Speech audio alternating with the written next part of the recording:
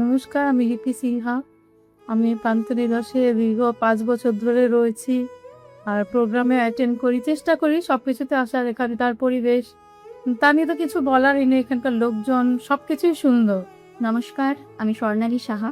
আমরা পান্থনিবাসে এসেছিলাম আজ কবির প্রয়াণ দিবসে অনুষ্ঠানে অংশগ্রহণ করতে। একটা সুন্দর মুহূর্তের, একটা সুন্দর অনুষ্ঠানের সাক্ষী থাকলাম আমরা।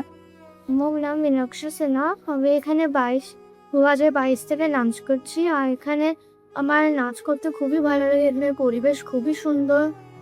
আর আমি এখানে অনেকদিন ধরেই রয়েছি। আমাদের এখানে বাংলাও আছে। আর মানে প্রকৃতির পরিবেশ অনেকই সুন্দর। এখানে লোকজনের ব্যবহারও অনেক সুন্দর। আমার ভীষণ ভালো লেগেছে।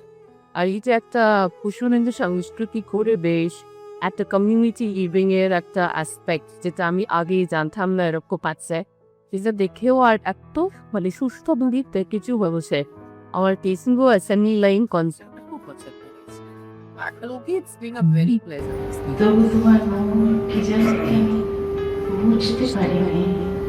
মনে হয় তুমি অনেক দূরের মানুষ। এই যে সুখী সমস্ত হৃদয়। এভাবেই চলতে থাকুক বছরের পর বছর শ্রী বালাজির এই অনুষ্ঠান। আগামী দিনগুলো আলো ভালো যাক। একেবারে তাই। নতুন নতুন অনুষ্ঠান হোক, আমরা আসবো। নিশ্চয়ই।